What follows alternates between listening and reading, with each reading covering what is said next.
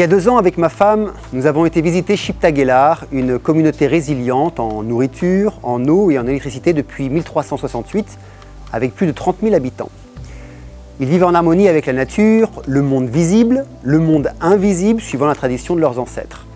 Vous pouvez, si vous le voulez, aller voir d'abord la vidéo de 6 minutes de présentation que nous avions faite à leur sujet sur ma chaîne YouTube. Nous avions été tellement bien accueillis que nous avons de suite ressenti que nous faisions partie de la même famille de l'humanité. Nous avions dormi à l'époque chez Payoyo et sa femme Umiku, et Payoyo est en quelque sorte le porte-parole pour les habitants de Shiptaghelar, parlant le bahasa indonésien, mais aussi la langue anglaise. Depuis, nous sommes toujours restés en relation et nous préparons d'aller refaire un séjour plus prolongé, incessamment sous peu, avec ma femme. Le mois dernier, j'ai contacté Payoyo pour lui poser 4 questions concernant la crise actuelle que nous vivons, liée au coronavirus, et lui ai demandé son avis d'un point de vue pratique, mais aussi d'un point de vue philosophique.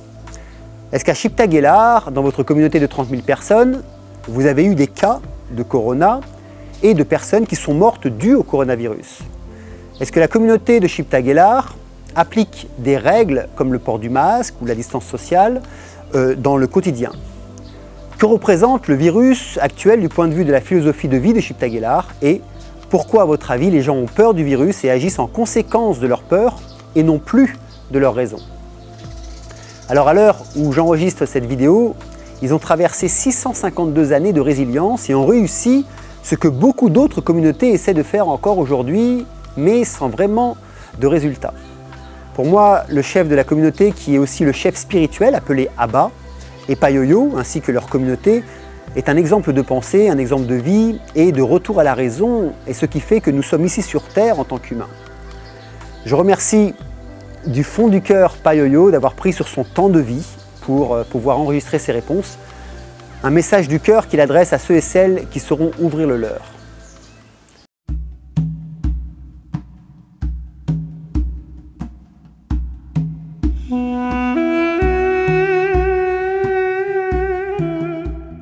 Selamat pagi, saya Yoyo Yogasmana dari Kasepuhan Shiptaghelar. Bicara tentang corona, di kami tidak ada cerita tentang kasus yang pernah terdampak dari corona itu sendiri. Jadi COVID-19 bagi kami di sini itu bisa melakukan aktivitas 100%. Artinya karena kami berada di zona hijau, aman dan bisa berkegiatan, beraktivitas 100%.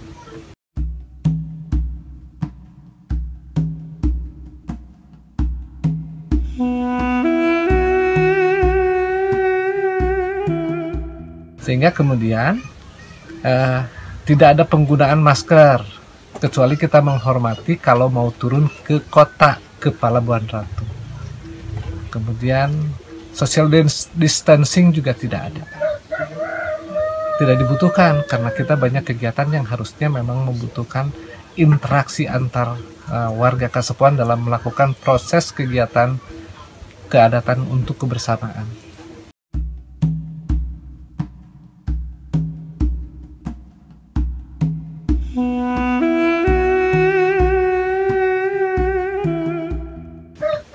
Kenapa corona ini terjadi? Nah, kalau di kami di Kasepuhan itu melihat akibat itu dari sebabnya dulu. Biasanya begitu. Jadi sesuatu bisa terdampak atau berdampak ya karena biasanya itu ada sebabnya. Sebab kenapa si virus ini, sebut saja kalau kita mengingatkan dengan caranya hari ini bahwa kehidupan, ini ngomong kehidupan karena virus itu adalah makhluk hidup yang sangat kecil yang kasat mata tidak terlihat. Nah, hari ini manusia nampaknya sedang diingatkan oleh si virus. Kenapa? Karena di antara sesama manusia sudah tidak saling menghormati. Di antara sesama manusia sudah lupa lagi nilai-nilai persaudaraan.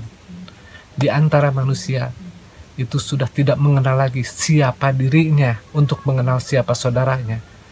Katanya seluruh umat manusia di bumi adalah bersaudara, tetapi nilai itu sudah tidak ada. Sehingga kemudian ada hal yang dilupakan barangkali dalam kehidupan ini juga bersama-sama hidup bersandingan dengan kehidupan yang lain. Misalnya para binatang di seputaran kita, itu sudah tidak ada penghormatan kita terhadap mereka. Contoh, tikus yang selalu berada di rumah kita, kecoa, semut, itu seperti musuh, seperti makhluk yang selalu memberatkan kehidupan kita. Padahal mereka ada nilai sebetulnya kenapa datang ke rumah setiap orang. Itu barangkali menjadi penyeimbang kehidupan bagi manusia. Cuman si manusianya tidak sadar kenapa mereka datang. Alasannya sederhana. Ya mereka datang karena mau numpang makan atau numpang hidup dengan manusia. Nah, karena ilmu ini hilang, kemudian kalau tikus nongol di pentung, yang lewat di lem, yang jauh diracun, yang masih kelihatan ditembak juga. Ada kecoa lewat langsung main pukul saja. Ada semut berkerumun kemudian keluarkan semprotan buat dibunuh mereka. Yang seperti itu, atau bahkan yang terlihat saja nih, konon kata si virus nih, barangkali nih, si virus bilang, apalagi ke saya yang tidak kelihatan. Kepada yang kelihatan jelas, manusia ini sudah tidak menghormati kehidupan mereka. Ya, pasti tidak akan menghormati kehidupan para binatang di seputarannya. Karena ternyata di antara manusianya sendiri, ilmu kemanusiaannya sedang hilang. Sehingga kemudian di antara manusia sudah tidak ada penghormatan lagi.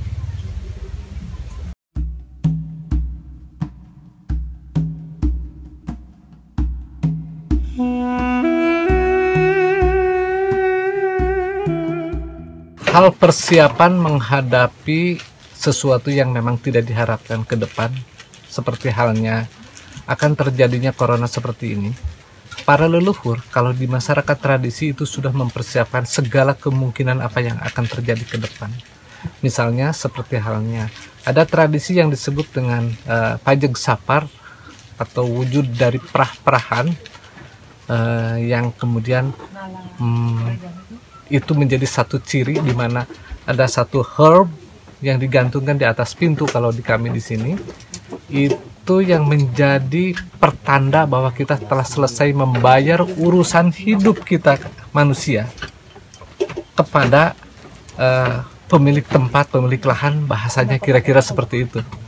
Nah, siapa itu dan bagaimana itu yang jadi kemudian kalau kita sebut kegiatan yang disebut pajeg sapar adalah updating firewall, karena berhubungan dengan dunia maya atau kehidupan yang tidak terlihat. Hal lainnya adalah selalu melakukan prosesi, ada kegiatan yang namanya sedekah. Bersedekah adalah berbagi.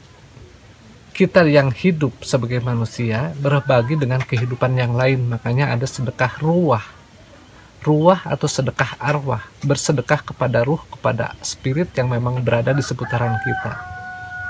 Barangkali virus ini juga bagian dari yang disebut para spirit yang bersemayam dalam kehidupan yang entah di mana, yang kita tidak bisa melihat secara kasat mata. Hal lainnya, tradisi kasepuhan misalnya dalam hal menyimpan bahan pangan untuk esok hari atau bekal pangan untuk esok hari yang disebut dengan lumbung padi yang kita sebut leit, itu hasil panennya kita simpan. Untuk apa? Untuk menjadi bekal hidup ke depan, terutama untuk menghadapi hal-hal yang memang sangat krusial berhubungan nanti dengan kehidupan yang lain. Hari ini begitu adanya virus corona atau COVID-19 ini, bagi kami tidak ada masalah dalam hal urusan pangan, karena stok pangannya ya untuk 90 tahunan sudah cukup untuk bekalnya. Itu kemudian karena kami patuh dan taat kepada tradisi titipan dari leluhur yang sudah mempersiapkan segala hal kemungkinan apa yang akan terjadi ke depan. Di tempat lain bisa saja terkena dampak, salah satunya dengan kekurangan pangan itu tadi, tetapi bagi kami tidak. karena kami sudah mempersiapkan hal-hal apa yang akan terjadi ke depan berhubungan dengan kehidupan kita sebagai manusia yang bersinggungan dengan kehidupan yang lain. Salah satunya virus ini. Terima kasih.